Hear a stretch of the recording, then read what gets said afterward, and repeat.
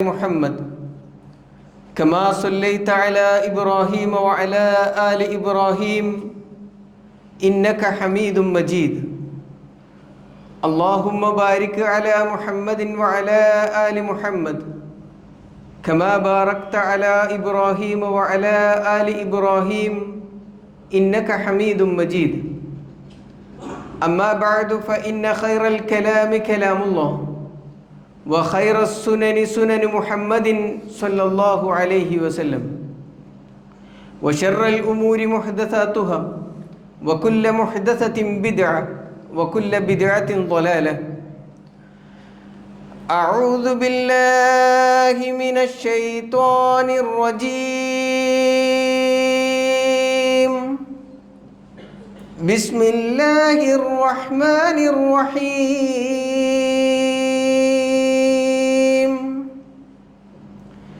يا أيها الذين آمنوا اتقوا الله حق تقاته ولا تموتن إلا وأنتم مسلمون يا أيها الذين آمنوا اتقوا الله وقولوا قولا سديدا يصلح لكم أعمالكم ويغفر لكم ذنوبكم ومن يطع الله ورسوله فقد فاز فوزا عظيما بسم الله الرحمن الرحيم اليوم أكملت لكم دينكم وأتممت عليكم نعمتي ورضيت لكم الإسلام دينا فمن اضطر في مخمصة غير متجانف لإثم فإن الله غفور رحيم. സമാദരണീയരായ സത്യവിശ്വാസികളെ, വിശ്വാസിനികളെ, സർവ്വലോകരക്ഷിതാവായ റബ്ബ് സുബ്ഹാനഹു വ തആലയുടെ വിധിവിലക്കുകളും നിയമനിർദ്ദേശങ്ങളും ജീവിതത്തിൻ്റെ എല്ലാ മേഖലകളിലും പാലിച്ചുകൊണ്ട് ജീവിക്കണമേ എന്ന് സ്വന്തത്തോടെന്ന പോലെ നിങ്ങളെ ഓരോരുത്തരെയും ഉണർത്തുകയാണ്, വസിയ്യത്ത് ചെയ്യുകയാണ്. അള്ളാഹു ഇഷ്ടപ്പെടും വിധത്തിൽ ജീവിതം ക്രമീകരിക്കുന്ന യഥാർത്ഥ മുത്തക്കികളിൽ, മുഅ്മിനുകളിൽ നാഥൻ നമ്മെ ഏവരെയും ഉൾപ്പെടുത്തി അനുഗ്രഹിക്കുമാറാവട്ടെ. അള്ളാഹു സുബ്ഹാനഹു വ തആല പവിത്ര മാസങ്ങളായി എണ്ണിയ ദുൽഹിജ്ജ മാസത്തിലാണ് നാം ഓരോരുത്തരും നിലകൊള്ളുന്നത്. ലോകത്തിൻ്റെ വിവിധ ഭാഗങ്ങളിൽ നിന്ന് ഹജ്ജ് ലക്ഷ്യമാക്കിക്കൊണ്ട് മക്കയിലേക്ക് എത്തിയിട്ടുള്ള ലക്ഷക്കണക്കിന് വരുന്ന ഹാജിമാർ ഹജ്ജിൻ്റെ കർമ്മങ്ങളിലേക്ക് പ്രവേശിക്കുന്ന ദിവസം കൂടിയാണ് ഇന്ന് യൗമുത് തർവിയയാണ്. ഹാജിമാർ ഇന്ന് മിനയിൽ ഒരുമിച്ച് കൂടുകയും നാളെ സുബഹ് നമസ്കാരത്തിന് ശേഷം അവർ അറഫയിലേക്ക് യാത്രയാവുകയും ചെയ്യുന്ന രീതിയാണ് ഹജ്ജിൽ ഉള്ളത്. അറഫയിലെത്തിയാൽ പ്രാർത്ഥനകളും പാപമോചന തേട്ടങ്ങളുമായി അവർ അറഫയിൽ കഴിച്ചുകൂട്ടും. നബി സല്ലല്ലാഹു അലൈഹി വസല്ലമ പ്രവാചകൻ്റെ കക്ഷം വെളിവാകും വിധത്തിൽ ആകാശത്തിലേക്ക് കൈകൾ ഉയർത്തി അള്ളാഹുവിനോട് ദീർഘനേരമായി അറഫയിൽ നിന്നുകൊണ്ട് പ്രാർത്ഥിച്ചിരുന്നു എന്ന് ഹദീസുകളിൽ നമുക്ക് കാണുവാൻ സാധിക്കും. അതുമാത്രമല്ല, 23 വർഷത്തെ തൻ്റെ പ്രബോധന ജീവിതം കൊണ്ട് ആ പ്രബോധന ജീവിതത്തിൽ നിന്ന് താൻ വിട പറയുകയാണ് എന്നും നിത്യമായ ഒരു സമാധാനത്തിലേക്ക്, നിത്യമായ ഒരു ജീവിതത്തിലേക്ക് താൻ പ്രവേശിക്കാൻ പോവുകയാണ് എന്നുമുള്ള ആദ്യത്തെ സൂചന തൻ്റെ സഹചരന്മാർക്ക് നൽകിയ ഹജ്ജത്തുൽ വിദാഇൻ്റെ വിടവാങ്ങൽ ഹജ്ജിൻ്റെ ദിവസം കൂടിയാണ് അറഫയുടേത്.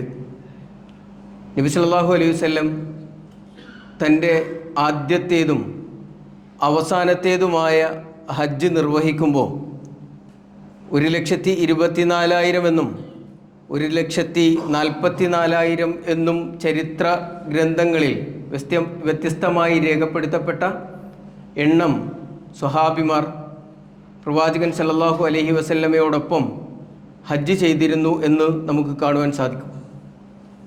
1400 വർഷങ്ങൾക്കപ്പുറം മുഹമ്മദ് നബി സല്ലല്ലാഹു അലൈഹി വസല്ലമ നടത്തിയ ആദ്യത്തെ മനുഷ്യാവകാശ പ്രഖ്യാപനമായിരുന്നു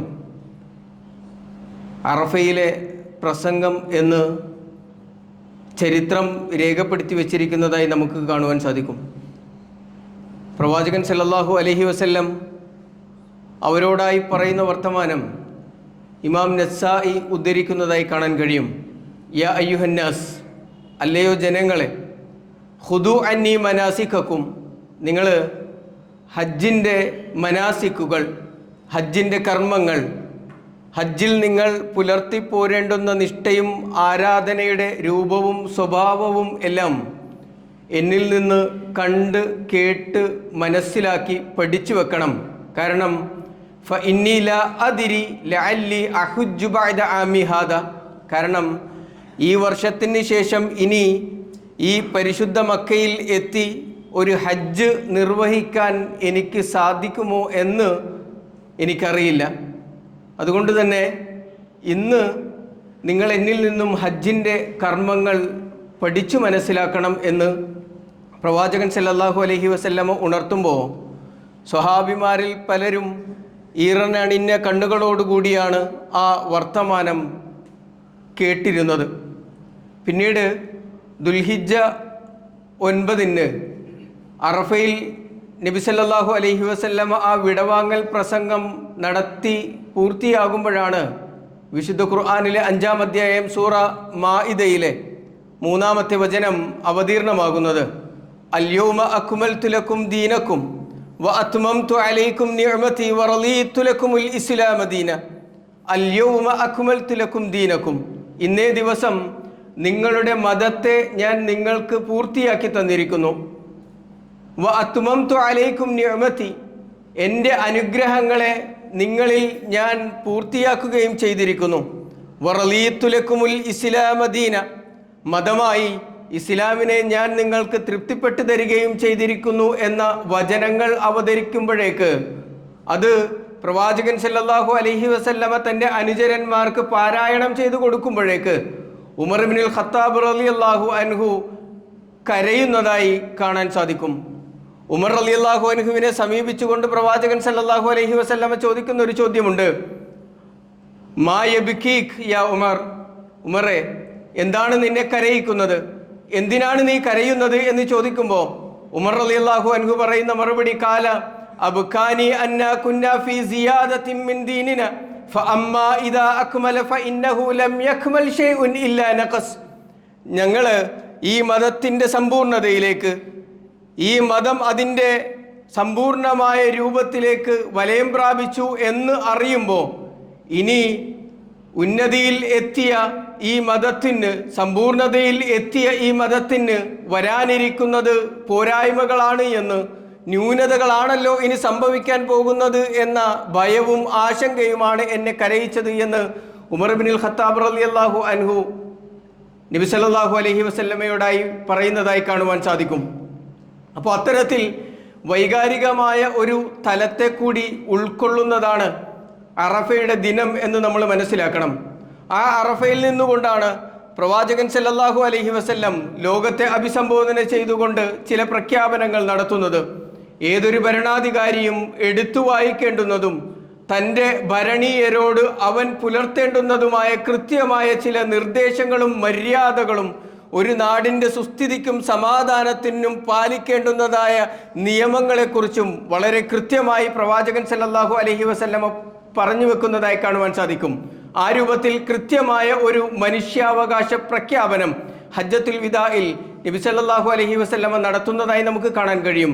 ഹംദും സനാഉം നടത്തിയതിന് ശേഷം പ്രവാചകൻ സല്ലല്ലാഹു അലൈഹി വസല്ലം അവരോടായി പറയുന്നത് ഇന്ന ദിമാഅക്കും, ആദ്യത്തെ പ്രഖ്യാപനം ഇതാണ്, ഇന്ന ദിമാഅക്കും വ അംവാലക്കും ഹറാമുൻ അലൈക്കും കഹുറുമതി യൗമിക്കും ഹാദാ ഫീ ശഹരിക്കും ഹാദാ ഫീ ബലദിക്കും ഹാദാ. ഇന്ന ദിമാഅക്കും, തീർച്ചയായും നിങ്ങളുടെ രക്തവും, വ അംവാലക്കും, നിങ്ങളുടെ ധനവും, ഹറാമുൻ അലൈക്കും, നിങ്ങളുടെ മേൽ പവിത്രമാക്കപ്പെട്ടിരിക്കുകയാണ്, അത് നിങ്ങൾക്ക് നിഷിദ്ധമാണ്.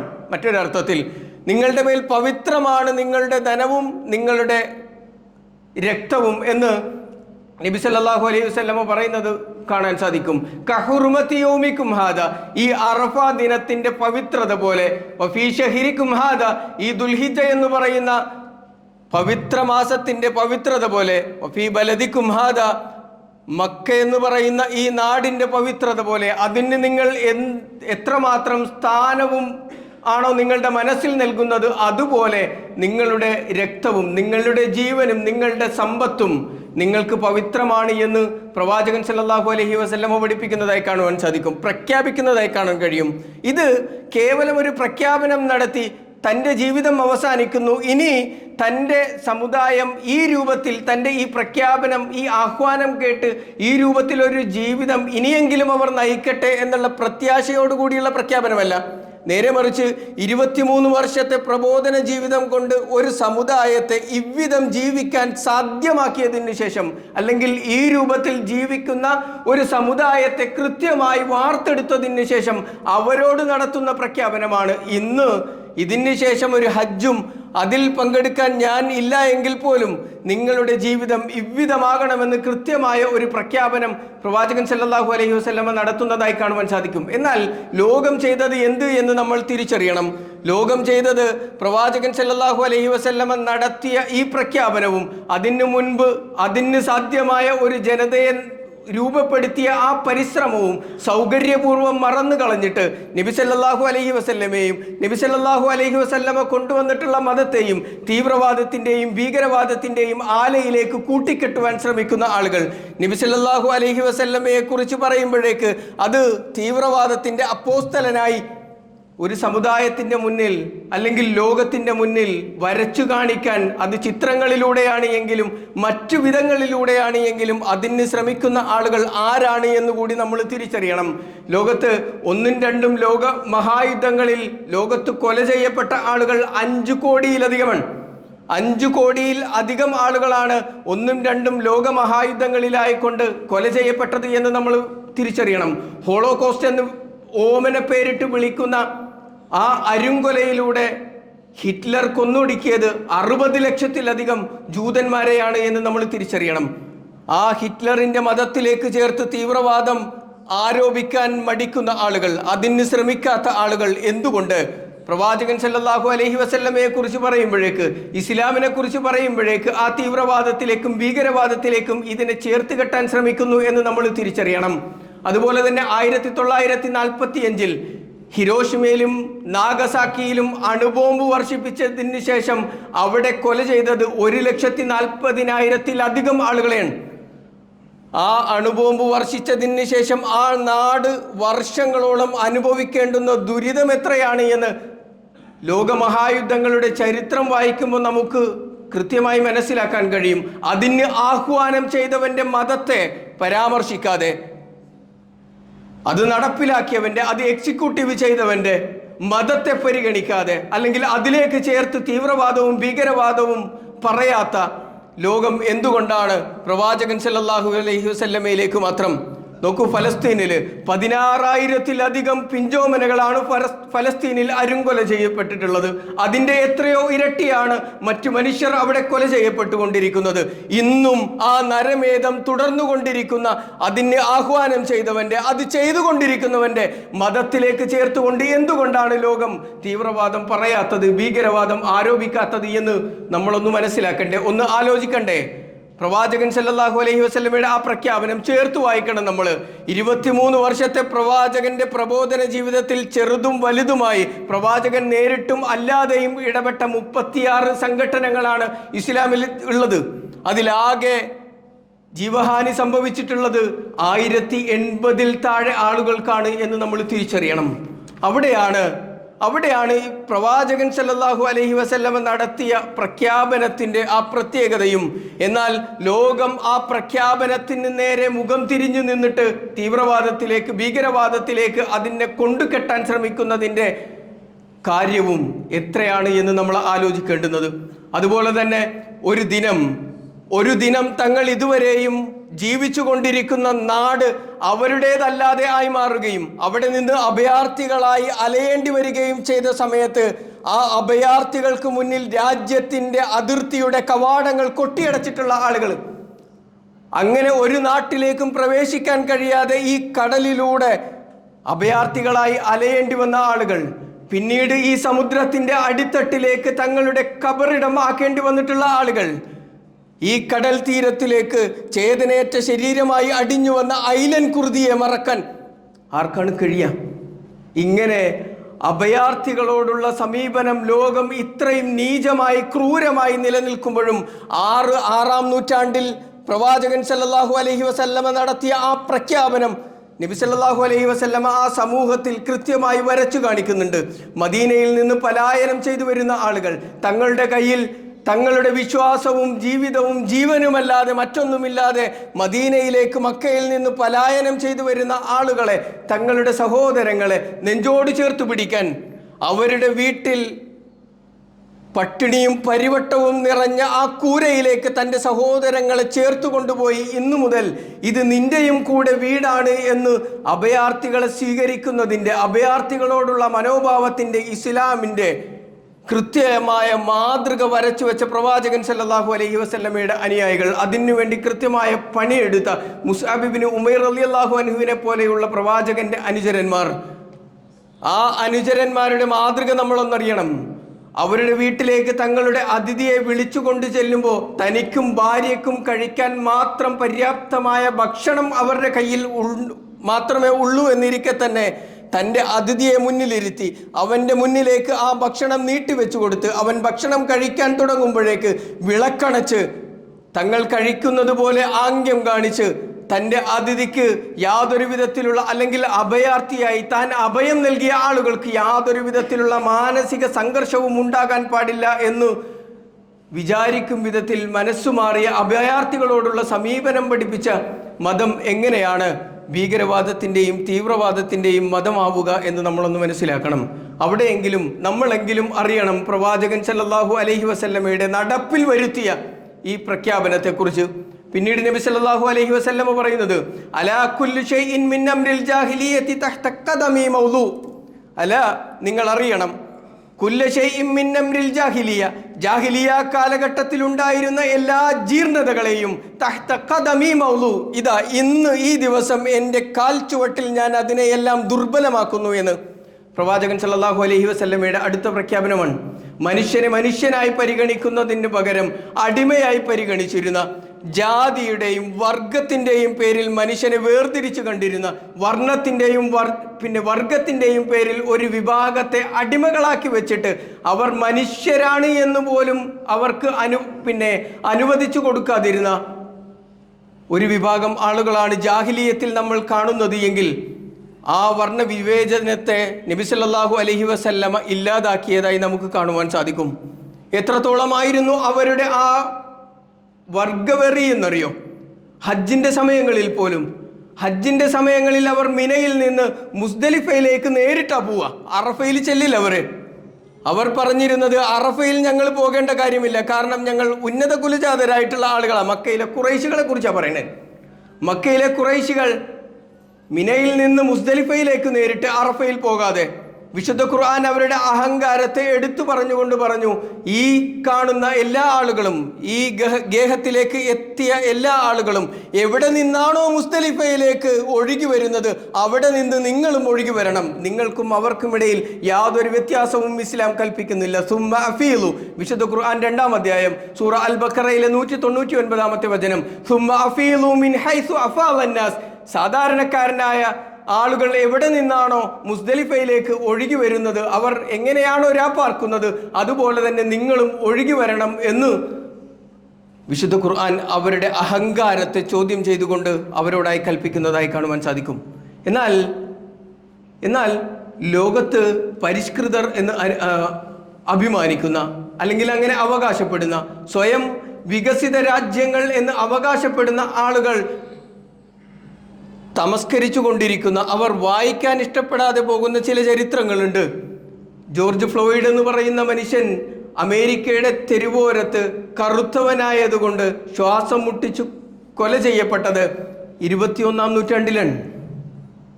ഈ പ്രഖ്യാപനം നബി സല്ലല്ലാഹു അലൈഹി വസല്ലം നടത്തുന്നത് 6-ാം നൂറ്റാണ്ടിലാണ്. ആ 6-ാം നൂറ്റാണ്ടിലെ ഇസ്ലാമിനെയും മുസ്ലിങ്ങളെയും അപരിഷ്കൃതർ എന്ന് ചാപ്പകുത്താൻ ശ്രമിക്കുന്ന ആളുകൾ അവരിലെ പരിഷ്കാരമൊന്ന് വായിക്കണ്ടേ? ജോർജ് ഫ്ലോയിഡ് കൊല ചെയ്യപ്പെടുന്നത് 21-ാം നൂറ്റാണ്ടിലാണ്. No entry for dogs and blacks എന്ന് ബോർഡ് വെച്ച് ഹോട്ടലുകളിലേക്ക്, റെസ്റ്റോറൻറ്റുകളിലേക്ക് കറുത്ത വർഗക്കാരന് പ്രവേശനം നിഷേധിച്ചിരുന്നത് ഇതേ പരിഷ്കൃതർ എന്ന് അവകാശപ്പെടുന്ന, വികസിത ലോകം എന്ന് അവകാശപ്പെടുന്ന രാജ്യങ്ങളിലാണ് എന്ന് നമുക്ക് വായിച്ച് മനസ്സിലാക്കാൻ സാധിക്കും. അതുകൊണ്ടാണ് ലോക ഹെവി വെയ്റ്റ് ചാമ്പ്യൻഷിപ്പിൽ സ്വർണ്ണപ്പതക്കം രാജ്യത്തിനു വേണ്ടി കരസ്ഥമാക്കി കാഷ്യസ് ക്ലേ എന്ന് പറയുന്ന മനുഷ്യൻ അമേരിക്കയിലേക്ക് എത്തുമ്പോൾ വർദ്ധിതമായ ആവേശത്തോടുകൂടി, അഭിമാനബോധത്തോടുകൂടി അയാൾ അമേരിക്കയിലെ ഹോട്ടലിലേക്ക് കയറി ചെല്ലുന്ന സമയത്ത്, നീ കറുത്തവനായതുകൊണ്ട് നിനക്കിവിടെ ഭക്ഷണമില്ല എന്ന് പറഞ്ഞ് ആട്ടി അകറ്റുമ്പോഴേക്ക്, എന്നെ മനുഷ്യനായി പരിഗണിക്കണമെങ്കിൽ ഞാൻ മുഹമ്മദ് അലി ആകണം എന്ന് മാറി ചിന്തിക്കുവാനുള്ള കാരണം എന്തേ എന്ന് നമ്മളൊന്ന് ചിന്തിക്കണം. പ്രവാചകൻ സല്ലല്ലാഹു അലൈഹി വസല്ലമയുടെ പ്രഖ്യാപനം എവിടെ നിൽക്കുന്നു എന്ന്, പ്രവാചകൻ അത് നടപ്പിൽ വരുത്തിയത് എങ്ങനെയെന്ന്, മക്കം ഫതഹിന്റെ സമയത്ത് നബി സല്ലല്ലാഹു അലൈഹി വസല്ലമ ആ കഅബയുടെ അടുക്കൽ ചെന്ന് നിൽക്കുമ്പോൾ, ഇനി നമസ്കാരത്തിന്റെ സമയമായി, ബാങ്ക് കൊടുക്കണം. ആരാണ് ബാങ്ക് കൊടുക്കേണ്ടത്? ആരാണ് ബാങ്ക് കൊടുക്കേണ്ടത്? ഉന്നതരായ കുലത്തിൽ പിറന്ന ആളുകൾ, ഖുറൈശികളിൽപ്പെട്ട ആളുകൾ, പ്രവാചകന്റെ കുടുംബക്കാരായിട്ടുള്ള ആളുകൾ, പ്രവാചകന്റെ സഹചരന്മാരായിട്ടുള്ള ആളുകൾ, അത്രയേറെ പ്രവാചകനെയും പ്രവാചകൻ തിരിച്ചും സ്നേഹിച്ചു കൊണ്ടിരിക്കുന്ന ആളുകളെല്ലാം ഉണ്ട്. വെളുത്തവനായ സൽമാനുൽ ഫാരിസിയും ഒക്കെ ആ കൂട്ടത്തിലുണ്ട്. നബി സല്ലല്ലാഹു അലൈഹി വസല്ലമ വിളിച്ചത് ആഫ്രിക്കക്കാരനായ നീഗ്രോ അടിമ ബിലാൽ റളിയല്ലാഹു അൻഹുവിനെയാണ്. ബിലാൽ ഇബ്നു റവാഹിനെ വിളിച്ചുകൊണ്ടാണ് പ്രവാചകൻ സല്ലല്ലാഹു അലൈഹി വസല്ലം കഅബയുടെ മുകളിൽ കയറിയിട്ട് നമസ്കാരത്തിൻ്റെ ആഹ്വാനം നടത്താൻ, ബാങ്ക് വിളിക്കാൻ നിയോഗിക്കുന്നത് എന്ന് നമുക്ക് കാണുവാൻ സാധിക്കും. കൃത്യമായി മനുഷ്യത്വത്തെ വരച്ചു കാണിക്കുന്ന പ്രഖ്യാപനം നബി സല്ലല്ലാഹു അലൈഹി വസല്ലമ ജീവിതം കൊണ്ടും തുടർന്ന് അവസാനം ഹജ്ജത്തുൽ വിദാഇലും നടത്തുമ്പോൾ, അത് മുസ്ലിം എന്ന നിലക്ക് അറഫയെ അനുസ്മരിക്കാനിരിക്കുന്ന, അറഫയിലേക്ക് പ്രവേശിക്കാനിരിക്കുന്ന നമ്മെ സംബന്ധിച്ചിടത്തോളം അതൊന്ന് മനസ്സിലാക്കൽ നന്നായിരിക്കും.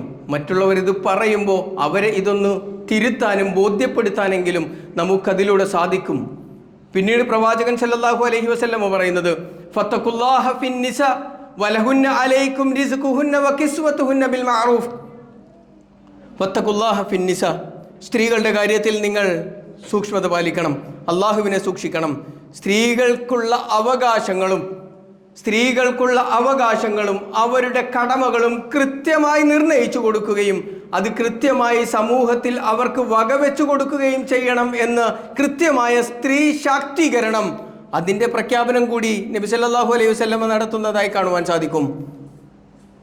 എന്നാൽ പിന്നീട് അങ്ങോട്ട് ഈ മതത്തെ അപരിഷ്കൃത മതം എന്ന് പറയാൻ ശ്രമിച്ച ആളുകളെല്ലാം മനസ്സിലാക്കേണ്ടുന്നത്, ഭർത്താവ് മരിച്ചു പോകുമ്പോഴേക്ക് പിന്നീട് അവൻ്റെ ഭാര്യയ്ക്ക് ജീവിക്കാൻ അനുവാദമില്ല എന്ന ആചാരം നടന്നിരുന്ന ആളുകൾ, അവൾ ഭർത്താവിൻ്റെ ചിതയിലേക്ക് സ്വയം അർപ്പിക്കപ്പെടണം എന്ന്, പിന്നീടൊരിക്കലും അവൾക്ക് ജീവിക്കാൻ സാധ്യമല്ല എന്ന് ആചരിച്ചിരുന്ന ആളുകളുടെ ലോകത്താണ് 6-ാം നൂറ്റാണ്ടിൽ നബി സല്ലല്ലാഹു അലൈഹി വസല്ലമ ഈ പ്രഖ്യാപനം നടത്തുന്നത് എന്ന് നമ്മൾ തിരിച്ചറിയണം. അവിടെ സ്ത്രീകളോട്, പുരുഷന്മാരോടുള്ള വർത്തമാനമുണ്ട്. സ്ത്രീകളുടെ അവകാശങ്ങളെക്കുറിച്ച്, വലഹുന്ന അലൈക്കും റിസ്ഖുഹുന്ന വകിസ്വതുഹുന്ന ബിൽ മഅറൂഫ്, അവർക്ക് അർഹമായ രൂപത്തിലുള്ള വസ്ത്രവും ഉപജീവനവും ഭക്ഷണവും നിങ്ങൾ നൽകണം. അത് നിങ്ങളുടെ ബാധ്യതയാണ് എന്നും അത് ഔദാര്യമല്ല എന്നും, ഒരു ഔദാര്യം കണക്കെ നിങ്ങൾ നൽകേണ്ടതല്ല എന്നും, അത് അവരുടെ അവകാശമാണ് എന്നും, അതിലുപരി നിങ്ങളുടെ ബാധ്യതയാണ് എന്നും പുരുഷന്മാരെ പഠിപ്പിക്കുന്നതായി കാണുവാൻ സാധിക്കും. ഇങ്ങനെ കൃത്യമായ മനുഷ്യാവകാശ പ്രഖ്യാപനം നബി സല്ലല്ലാഹു അലൈഹി വസല്ലമ ഹജ്ജത്തുൽ വിദാഇൽ നടത്തുന്നതായി കാണുവാൻ സാധിക്കും. കേവല പ്രഖ്യാപനത്തിനപ്പുറത്ത് അത് സാധ്യമായ, അത് നടപ്പിൽ വരുത്തിയ ഒരു സമൂഹത്തെ നബി സല്ലല്ലാഹു അലൈഹി വസല്ലമ വാർത്തെടുത്തതായി നമുക്ക് കാണുവാൻ സാധിക്കും. അതുകൂടി ഈ ഹജ്ജിൻ്റെ മാസത്തിൽ നമ്മളിങ്ങനെ ജീവിക്കുമ്പോൾ നമ്മൾ സ്മരിക്കേണ്ടതുണ്ട്. റബ്ബ് സുബ്ഹാനഹു വ തആല തൗഫീഖ് നൽകി അനുഗ്രഹിക്കുമാറാവട്ടെ.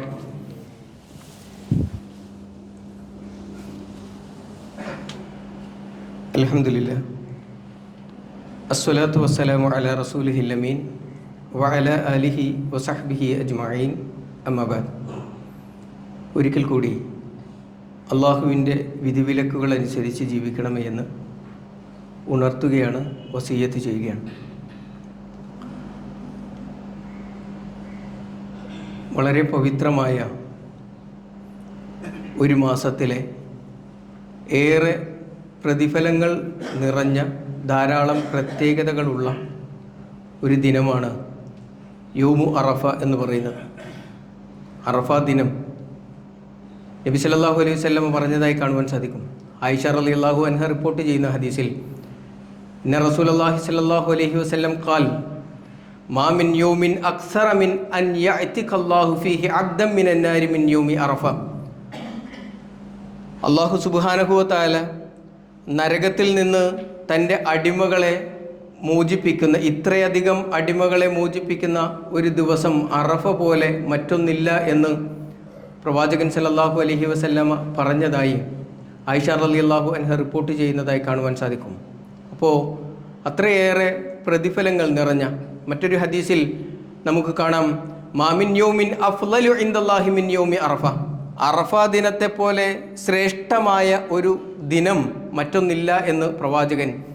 യൻസിലുല്ലാഹു തആല ഇലസ് സമാഇദ് ദുനിയ. അന്നേ ദിവസം റബ്ബ് സുബ്ഹാനഹു വ തആല ദുനിയാവിൻ്റെ ആകാശത്തിലേക്ക്, ഒന്നാം ആകാശത്തിലേക്ക് ഇറങ്ങി വരികയും എന്നിട്ട് ഫയുബാഹി ബി അഹ്ലിൽ അർളി അഹ്ലസ് സമ. നബി സല്ലല്ലാഹു അള്ളാഹുവിൻ്റെ സമീപത്തുള്ള മലക്കുകളോട്, അള്ളാഹുവിൻ്റെ സന്നിധിയിലുള്ള മലക്കുകളോട് ആവേശത്തോടുകൂടി, ആത്മാഭിമാനത്തോടുകൂടി റബ്ബ് സുബ്ഹാനഹു വ തആല അങ്ങേയറ്റത്തെ എന്താ പറയുക, ആത്മവിശ്വാസത്തോടുകൂടി, അഹങ്കാരത്തോടുകൂടി പ്രവാചകൻ പിന്നെ അള്ളാഹു സുബ്ഹാനഹു വ തആല പറയുമത്രേ, ഫഖാല ഉൻദുർ ഇലാ ഇബാദി, എൻ്റെ അടിമകളിലേക്ക് നീ ഒന്ന് നോക്ക്. ജാഊനി ശഅസൻ വഗുബ്റൻ ലാജിൻ. എൻ്റെ അടിമകൾ ജടകുത്തിയ മുടിയും താടിയുമായി, പൊടി പിടിച്ച വസ്ത്രങ്ങളുമായി, ശരീരവുമായി അവർ അതാ എൻ്റെ അടുക്കലേക്ക് വന്നിരിക്കുന്നു. അവർക്ക് പലവിധ ആവശ്യങ്ങൾ എന്നോട് പറയാനുണ്ട്. ജാഊ മിൻ കുല്ലി ഫജ്ജിൻ അമീഖ്. വളരെ വിദൂരമായ ദുർഘടമായ പാതകൾ താണ്ടി ലോകത്തിൻ്റെ വിവിധ ഭാഗങ്ങളിൽ നിന്നാണ് അവർ ഈ ഗേഹത്തിലേക്ക് വന്നിരിക്കുന്നത്. യർജൂന റഹ്മതി. അവർ വന്നിരിക്കുന്നത് അത്രയും യർജൂന റഹ്മതി, എൻ്റെ റഹ്മത്ത് പ്രതീക്ഷിച്ചുകൊണ്ടാണ്. എൻ്റെ കാരുണ്യം, എൻ്റെ റഹ്മത്ത്, എൻ്റെ അനുഗ്രഹങ്ങളെ ആഗ്രഹിച്ചുകൊണ്ടാണ് അവർ വന്നിരിക്കുന്നത്.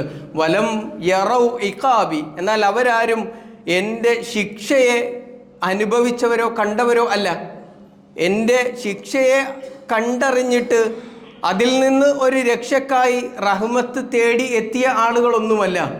അതിനുമപ്പുറം എൻ്റെ റഹ്മത്തിനെ പ്രതീക്ഷിച്ചുകൊണ്ട് വന്ന് എന്നോട് പ്രാർത്ഥിക്കുകയും എന്നോട് ഇസ്തിഗ്ഫാർ നടത്തുകയും ഒക്കെ ചെയ്യുന്ന ആളുകളാണ്. അവരുടെ ആവശ്യങ്ങളെ ഞാൻ നിറവേറ്റി കൊടുക്കും, അവരുടെ പ്രാർത്ഥനകളെ ഞാൻ സ്വീകരിക്കും, അവരുടെ ഇസ്തിഗ്ഫാറുകളെ സ്വീകരിക്കും, തൗബകളെ സ്വീകരിക്കും. ആ തൗബയുമൊക്കെ സ്വീകരിക്കുന്നതിൻ്റെ ഫലമായാണ് ഹജ്ജ് കഴിയുമ്പോഴേക്ക് ഒരു ഉമ്മ പ്രസവിച്ച കുട്ടിയെപ്പോലെ ഹാജിമാർ അവരുടെ നാട്ടിലേക്ക് മടങ്ങിപ്പോകുന്നത്. ഇമാം തുർമുദി ഉദ്ധരിക്കുന്ന ഹദീസിൽ കാണാം, അഫ്ളലു ദുആഇ ദുആഉ യൗമിൽ അറഫ. ഏറ്റവും ശ്രേഷ്ഠമായ പ്രാർത്ഥന എന്ന് പറയുന്നത് അറഫ ദിനത്തിൽ നടത്തുന്ന പ്രാർത്ഥനയാണ്. അറഫയിൽ വെച്ച് ഹാജിമാർ നടത്തുകയും അറഫയിൽ അല്ലാത്ത വിശ്വാസികൾ അറഫ ദിനത്തിൽ നടത്തുന്ന പ്രാർത്ഥനയാണ് ഏറ്റവും ശ്രേഷ്ഠമായ പ്രാർത്ഥന എന്ന് ഇമാം തുർമുദി ഉദ്ധരിക്കുന്ന ഹദീസിൽ പറയുന്നതായി കാണുവാൻ സാധിക്കും. അതുകൊണ്ട് ആ ദിനത്തിൻ്റെ എല്ലാ നന്മകളെയും അനുഗ്രഹങ്ങളെയും ഉപയോഗപ്പെടുത്തുവാൻ സത്യവിശ്വാസികൾ എന്ന നിലക്ക് നമുക്ക് സാധിക്കേണ്ടതുണ്ട്. അറഫ ദിനത്തിലെ നോമ്പിനെ കുറിച്ച് പറയുന്നത്, സിയാമു യൗമു അറഫ അഹ്തസിബു അലല്ലാഹി അൻ യുകഫിറ അസ്സനതല്ലതി ഖബ്ലഹു വസ്സനതല്ലതി ബഅദഹു. സിയാമു യൗമു അറഫ. യൗമു അറഫയിലെ കൃത്യമായി മനസ്സിലാക്കണം.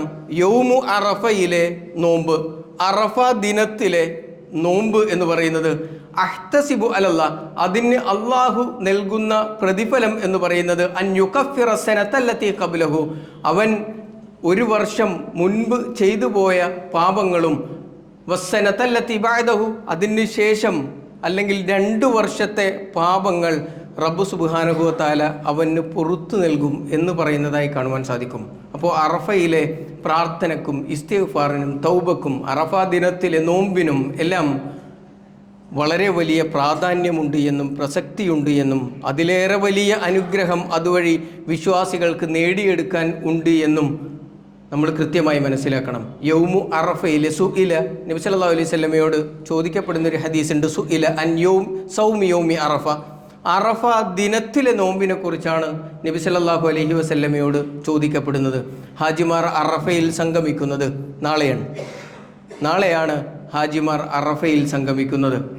അത് കൃത്യമായി മനസ്സിലാക്കുകയും അതിൻ്റെ നന്മയും അനുഗ്രഹങ്ങളും ഒട്ടും തന്നെ ചോർന്നു പോകാതെ ലഭിക്കാൻ ആഗ്രഹിക്കുകയും തേടുകയും പ്രാർത്ഥിക്കുകയും പരിശ്രമിക്കുകയും ചെയ്യേണ്ടത് വിശ്വാസികളുടെ ബാധ്യതയാണ്. ഒപ്പം ചേർത്ത് പറയേണ്ടുന്ന ഒന്ന്, 8-നും 9-നും ഇടയിൽ സമ്പൂർണമായ ഒരു പൂർണ്ണസംഖ്യ ലോകത്തിതുവരെയും ആരും കണ്ടുപിടിച്ചിട്ടില്ല. വ്യാഴത്തിനും വെള്ളിക്കുമിടയിൽ ഒരു സമ്പൂർണ്ണ ദിനം ലോകത്തിതുവരെ ഒരു ഗവേഷകനും ഗവേഷണം ചെയ്തെടുത്തിട്ടില്ല എന്ന് നാം ഓരോരുത്തരും മനസ്സിലാക്കുക. റബ്ബ് സുബ്ഹാനഹു വ തആല സത്യമായി മനസ്സിലാക്കി അതിലെ നന്മകളെ സമ്പൂർണ്ണമായി ജീവിതത്തിൽ നേടിയെടുക്കുവാൻ നമുക്ക് തൗഫീക്ക് നൽകി അനുഗ്രഹിക്കുമാറാവട്ടെ.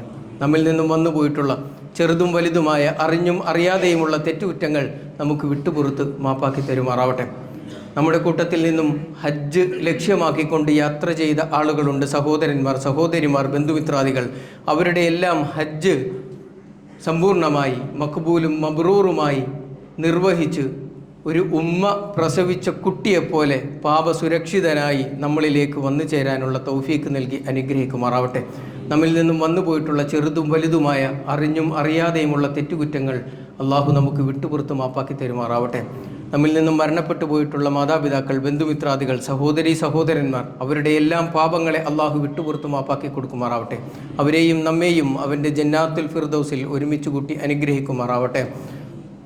ഇപ്പോഴും വേദന അനുഭവിക്കുന്ന, പ്രയാസത്തിൻ്റെ നെരിപ്പോടിൽ ജീവിച്ചു കൊണ്ടിരിക്കുന്ന ഫലസ്തീനിലെ പിഞ്ചുമക്കൾക്ക്, അവിടെയുള്ള നമ്മുടെ സഹോദരന്മാർക്ക് റബ്ബ് സുബ്ഹാനഹു വ തആല അമ്നും നിർഭയത്വവും സമാധാനവും നൽകി അനുഗ്രഹിക്കുമാറാവട്ടെ. അവരെ ഇല്ലായ്മ ചെയ്യുവാൻ ഉദ്ദേശിക്കുന്ന ആളുകളുടെ മേൽ അള്ളാഹുവിൻ്റെ നടപടി എത്രയും വേഗം ഉണ്ടാകുവാനുള്ള പ്രാർത്ഥന നമ്മളിൽ ഉണ്ടാകണം. റബ്ബ് സുബ്ഹാനഹു വ തആല അതിന് തൗഫീക്ക് നൽകി അനുഗ്രഹിക്കുമാറാവട്ടെ. അല്ലാഹുമ്മ ഗഫിർ ലിൽ മുഅ്മിനീന വൽ മുഅ്മിനാത്ത് വൽ മുസ്ലിമീന വൽ മുസ്ലിമാത്ത് വൽ അഹ്യാഇ മിൻഹും വൽ അംവാത്ത് ഇന്നക മുജീബുദ് ദഅവാതി വയാ ഖാദിൽ ഹജാത്ത് റബ്ബനാ തഖബ്ബൽ മിന്നാ ഇന്നക അൻത സമീഉൽ അലീം വതുബ് അലൈനാ ഇന്നക അൻത തവ്വാബുർ റഹീം. അല്ലാഹുമ്മ അജിർനാ മിനൻ നാർ, اللهم أجرنا من النار، اللهم أجرنا وأجر والدينا من النار، اللهم أعز الإسلام والمسلمين. اللهم